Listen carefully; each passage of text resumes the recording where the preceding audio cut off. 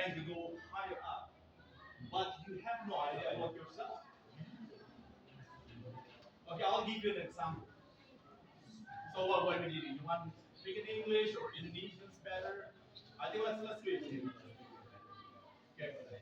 Satu waktu ada satu perusahaan kayak saya, dia bilang, hey Frank, bisa nggak kamu datang interview? Sebab kita ada satu proyek di Kutub Utara. Terus saya like ini sekarang. Oh, enggak apa-apa. Nanti kalau udah selesai proyeknya, just give us call and nanti kita akan kirim tiket pesawat, kemudian kamu cuma untuk interview aja. That's it. Kamu suka pekerjaannya apa enggak? It's not big deal. Oke. Okay. Akhirnya berapa minggu kemudian saya berangkat. Waktu itu kan Frank itu nama Western City. Ya. Kemudian kepala HRD-nya, ini kepala HRD orang Inggris. Waktu saya masuk kantornya dia lihat saya.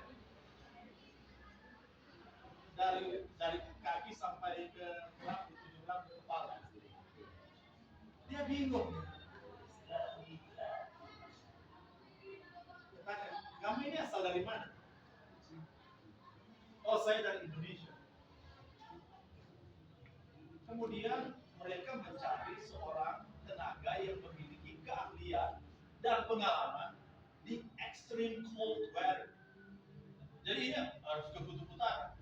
Sementara rata-rata orang Kanada yang ada di western part of Canada, which is British Columbia, mereka climate-nya ada dinginnya tapi tidak terlalu. Tapi yang orang Inggris ini bingung kan, kenapa mereka ekspektasi mereka pada waktu itu orang kulit, orang kulit putih akan orang Kanada ya. Tapi kenapa orang Asia? Udah, dia udah bingung pada waktu itu. Tapi di saat waktu dia cerita, saya tahu ini orang Inggris ini dia baru datang ini dari dia baru pindah ke Kanada. Dia bilang dia nanya, oke, kamu sebagai aset perusahaan itu apa kontribusi kamu? Tahu tidak?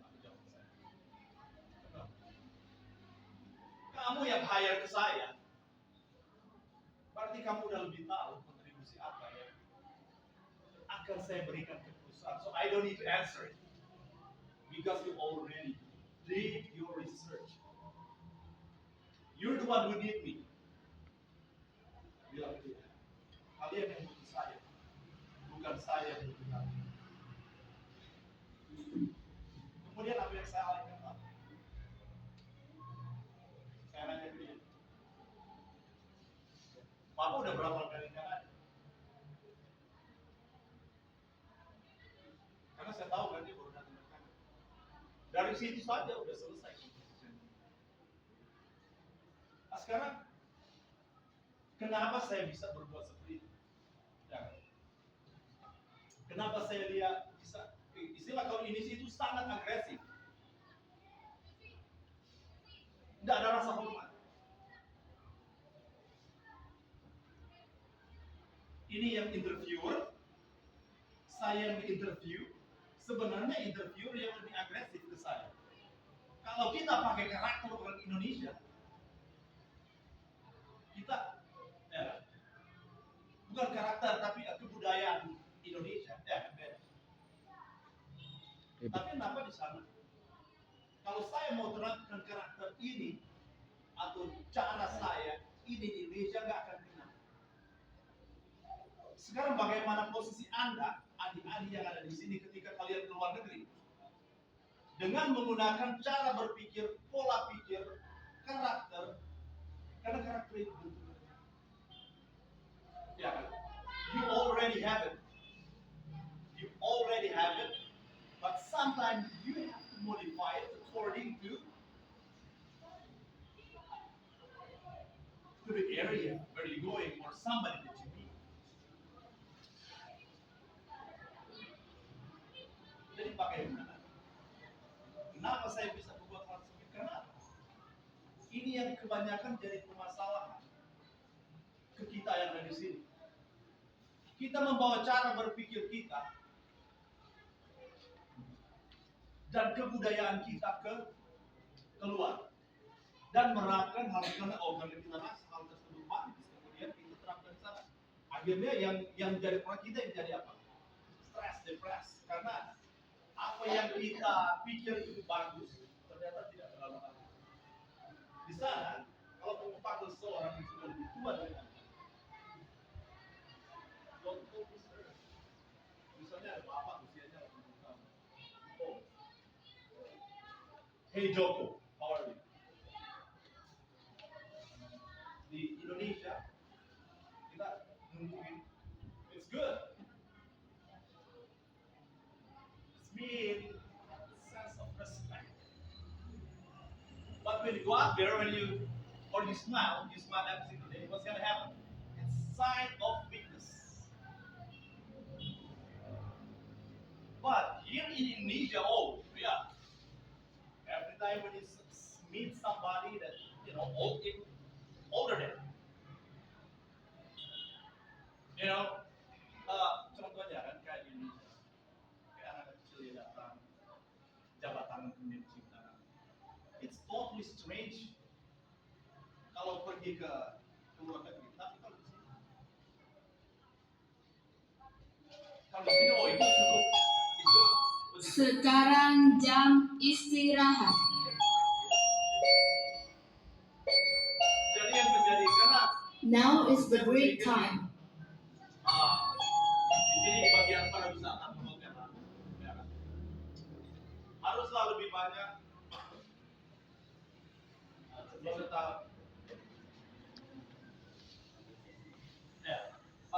conversations itu satu. That's the most important. But when we start talking about conversations, it's already mixed with culture. So when you talk with somebody from England or from Canada, you just speak louder. Good morning. How are you? How are you? No, Indonesians like, it's good. It's polite. Tapi orang dari luar, please, when you meet somebody, especially from Canada, US, or Europeans, you don't need to do that. Just look at them straight to their face and you say good morning. If you want to say sir. Or sometimes when you see, open it, just put your name. There's so many things you do. Tapi untuk conversation, tadi saya ketemu ada dua apa? Coba ada dua student tadi. Dari sekarang lagi.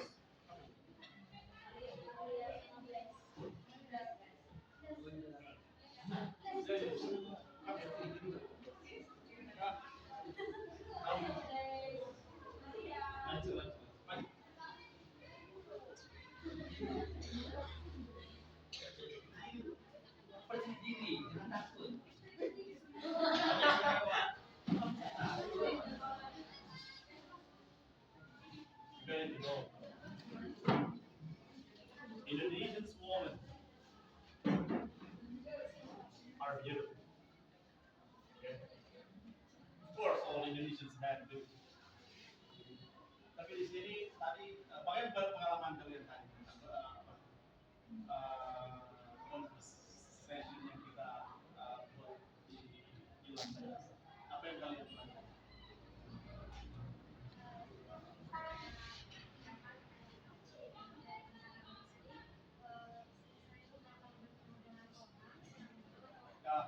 Explain to the crowd, please. Ketika kita bertemu dengan orang atau kita berjalan di hotel sebagai reception itu harus speak louder, berbicara dengan keras supaya tamu dan orang-orang yang berkunjung ke hotel tidak harus meminta mengulangi apa yang kita katakan. Nah, kenapa itu apa? Itu bukan hanya berkomunikasi saja, tapi itu menunjukkan self confidence. Your voice.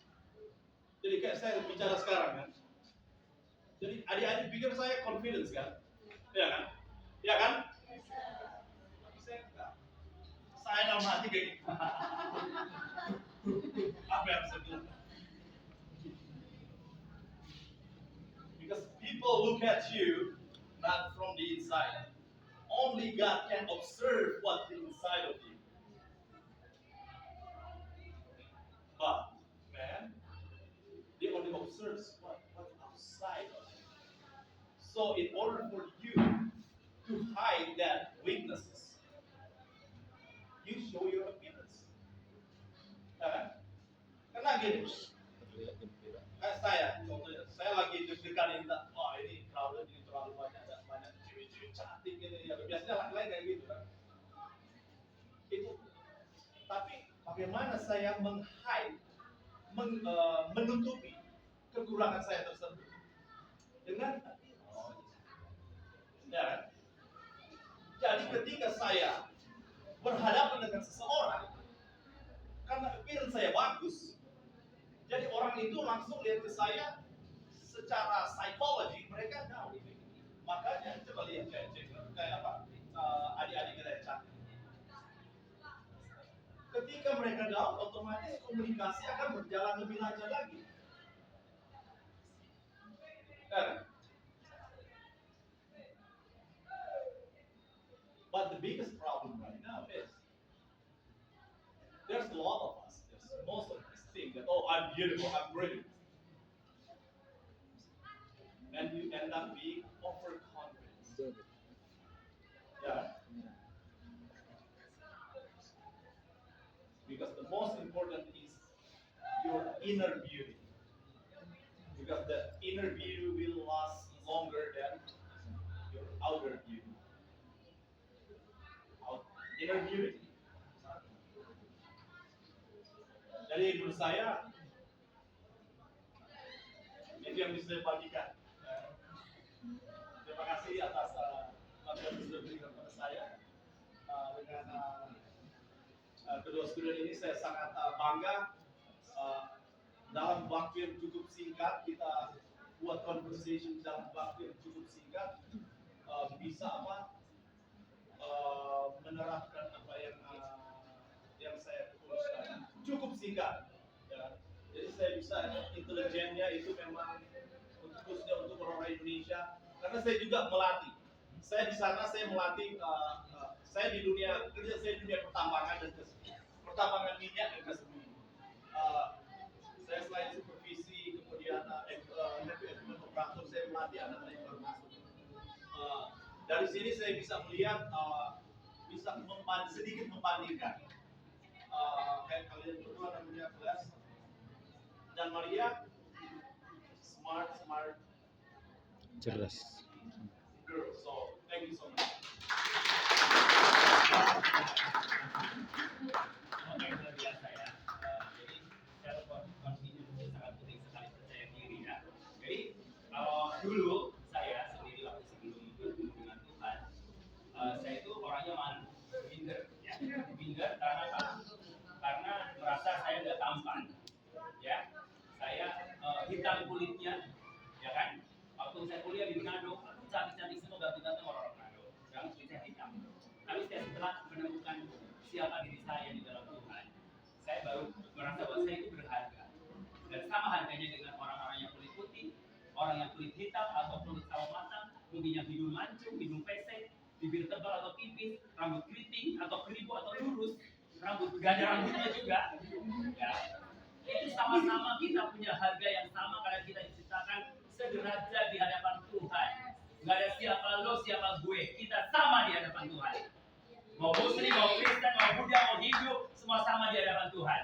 Karena Tuhan ciptakan kita tidak pernah membeda-bedakan. Kita dibuat dari produk yang sama dari tanah liat. Dan nanti kita mati juga kembali jadi tanah liat. Jadi walaupun kamu nanti punya kedudukan yang tinggi, sudah jadi orang hebat, engkau jangan pernah tinggi hati.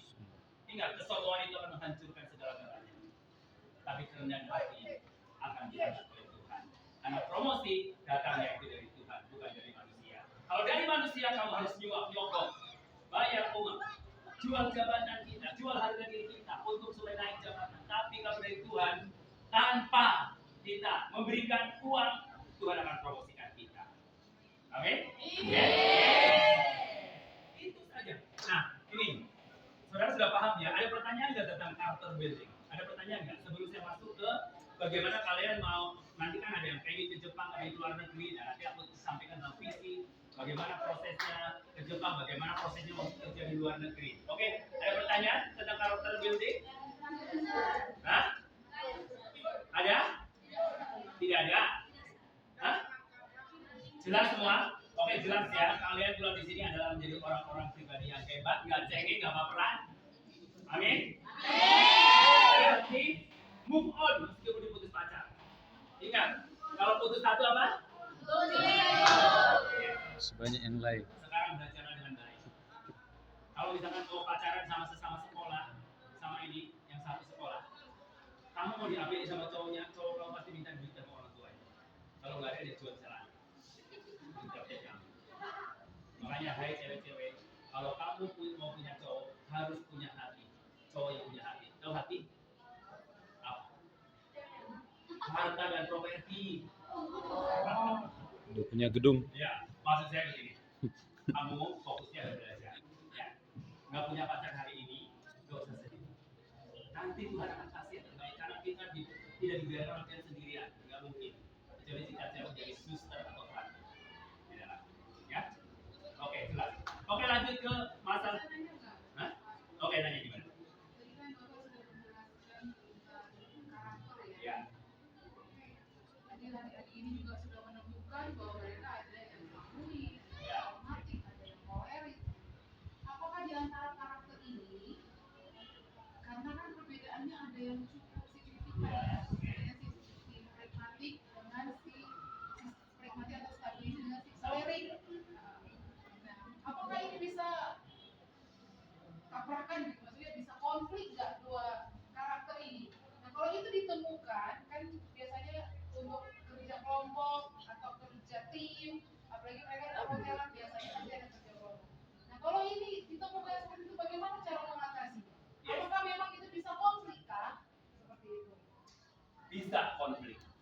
Kalian alami kerja kelompok konflik? Yes. Ada yang dalam santai, ada yang tipe kolerik, tetap paling cepat kerjanya, ya. Betul nggak? Apalagi yang smart, ya. Kadang-kala di kerja kelompok ada yang santai nggak mengerjain, tapi yang punya tipe kolerik pasti berusaha untuk mengerjakan karena takut nanti nilainya minus. Yang pragmatik santai aja. Nah, tapi ingat, ini semua bisa berubah dan dibaharui ketika kita mengalami perjumpaan pribadi dengan Tuhan. Karena hanya Dia yang bisa membaharui karakter kita. Dulu kakak itu orangnya pemarah, dulu kakak orangnya pokoknya nggak percaya diri, pemalu. Tapi setelah saya bertemu dengan pribadi yang bernama Tuhan, saya menjadi orang yang confident, percaya diri. Makanya tadi saya bicara padanya sama kalian, saya nggak malu-malu, bahkan malu-maluin. Jadi bisa konflik kan? Tapi ketika kalian tahu tentang karakter masing-masing dan mau menerima apa adanya, yang berada di circle atau kelompok belajar kita, pasti tidak akan terjadi konflik. Makanya diperlukan dengan kemajuran, kedewasaan karakter, mau menerima kelebihan dia apa, kekurangan dia apa. Jangan kita menerima teman kita hanya kelebihannya saja. Kalau kekurangannya kita nggak mau menerima, maka tidak terjadilah satu komunitas atau kelompok yang sehat. Akhirnya terjadi persaingan, saling menjatuhkan, terjadilah konflik. Nah, sekarang kan sudah belajar. Kalau kamu mau memang menjadi seorang pemimpin, kamu harus belajar dari kelompok kecil, bisa menerima semua orang apa adanya. Bayangkan kalau seandainya menjadi bupati atau wakil di satu pemerintahan dan dia tidak bisa menerima semua orang apa adanya, hanya suku tertentu yang dia terima atau golongan tertentu yang dia terima, apa jadinya daerah itu? Ya, mengerti sampai di sini? Bisa konflik di dalam satu kelompok, tapi kita bisa selesaikan dengan baik asal kita saling menerima. Yang tadinya malas, dia cuek, berusaha untuk bisa melakukannya agar target yang kita inginkan itu tercapai. Jadi itu tergantung dari pribadi masing-masing. Tapi saya berharap setelah belajar tentang karakter building ini, mereka benar-benar memiliki karakter yang positif. Memang ada kelemahan, kelebihan dan kekurangannya, tapi kita itulah yang disebut dengan tubuh Kristus yang berbeda-beda.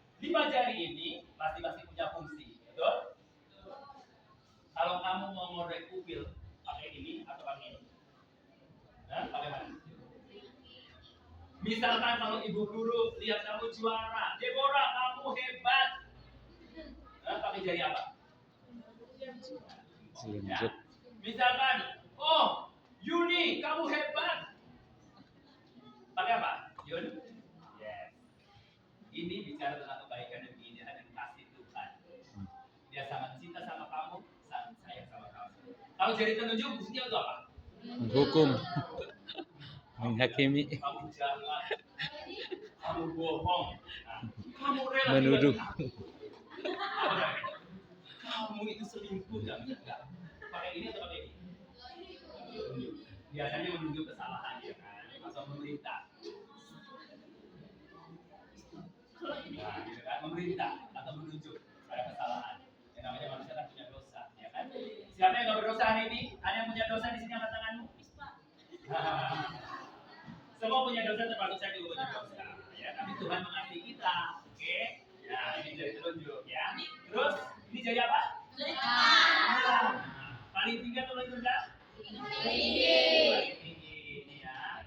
Nah, Tuhan kalau di dalam iman Kristiani lambangnya ini bahwa dia mengasihi kita, dia mati di atas kayu salib. Nah, dia takut. Ya, Sekarang jam ke-7. nah, ini jadi apa? Jadi baik. Biasanya kalau pernikahan, It's the 7th time to study. apakah kita akan menyaksikan tukar cincin? Pasti Victor ya. Tukar cincin masa di sini tukar cincin mungkin dong. Betul nggak? Pasti yang pertama itu Victor. Pikiran kotor. Pasti kalau masukin cincin di mana? Ya. Apa arti cincin? Cinta sama cinta. Yang terikat. Makanya kalau kamu cinta sama Tuhan, harus diikat sama Tuhan dengan kasih yang luar biasa. Yang tak terlepas. Takkan terlepas ya. Ada lagu itu. Takkan terlepas. Kita nggak akan terlepas dengan Tuhan. Yang muslim juga. Jangan sampai terlepas sama Gusti Allah. Melahaplah terus dengan dia. Amin. Oke. Ini jadi apa? Yang paling kecil atau paling besar? Nah, paling kecil. Biar iman kamu bertumbuh. Kalau kamu nanam tanaman berbina, itu harusnya diapain? Kalau tanaman berbina, disiram pakai air, terus di pupuk. Nah, supaya iman kamu bertumbuh, diapain? Disiram pakai apa? Doa, baca kitab suci, doa tiap hari, kalau mau tumbuh dan berbuah, kamu jelasin bertumbuh dan berbuah, ya. Pohon itu semuanya bisa bertumbuh ketika dipupuk, tapi tidak semua pohon itu berbuah. Ya. Kalau bertumbuh itu hanya kelihatan lebat daunnya bertumbuh, tapi tidak menghasilkan buah. Itu nggak ada fungsinya. Sama dengan kita, siswa SMK Prima. Kalau kita yang bertumbuh, rajin doang, tapi nggak berbuah, itu nggak ada fungsinya. Bertumbuh cuma ke atas terus. Tapi kalau berbuah, bisa ke samping, bisa ke sana. Artinya bahwa hidup kita harus berfungsi buat orang-orang di sekeliling kita. Janganlah kamu cari posisi. Posisi tidak terlalu penting, tapi carilah engkau menjadi fungsi. Artinya kehadiran kamu di mana saja kamu berfungsi maksimal. Ya? Oke, meskipun kamu tidak punya kedudukan, kamu tetap berfungsi. Meskipun kamu punya bukan ketua kelas, kamu tetap berfungsi maksimal. Oke. Nah, bicara tentang siapa yang di sini kepengen terjadi di luar negeri, angkat tangan di Jepang. Yes. Ya. Jepang, kalau Kanada, Australia memang terlalu agak tinggi standarnya karena harus lulus tutornya.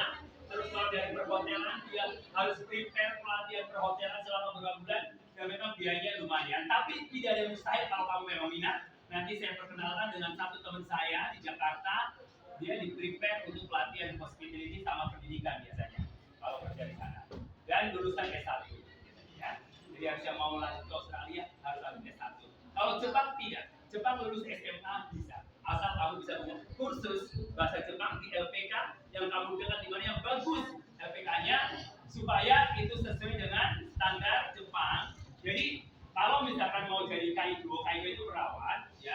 itu harus lulus N4 dan SSW ijazah, yaitu apa?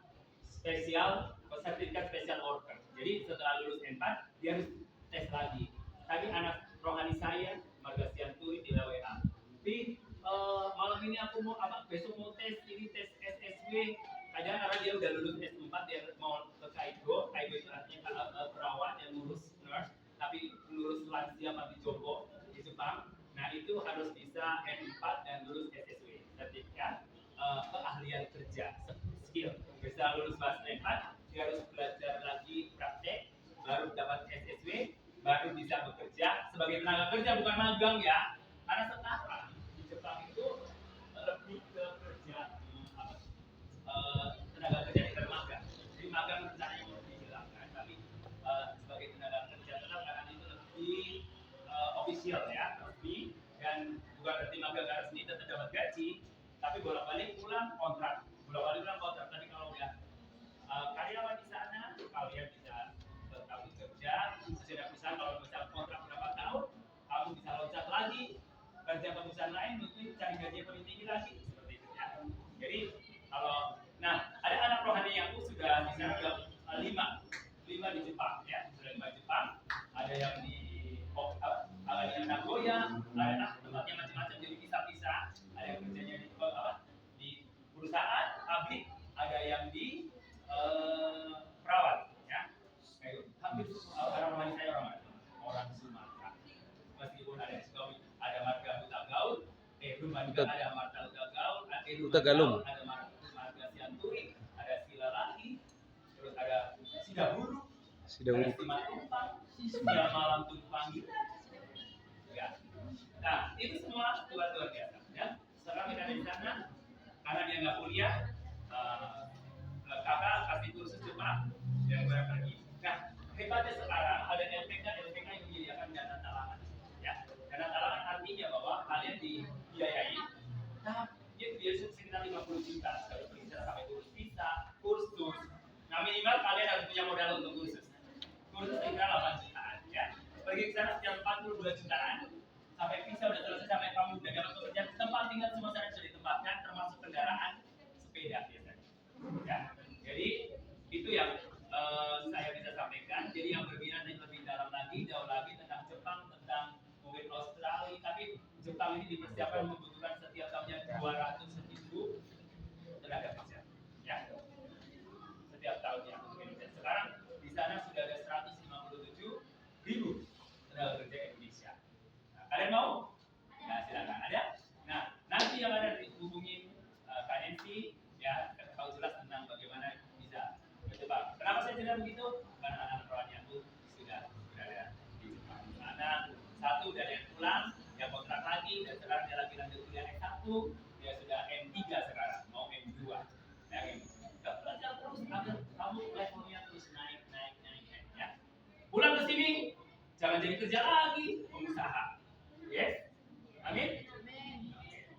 Tuhan memberkati kita semua.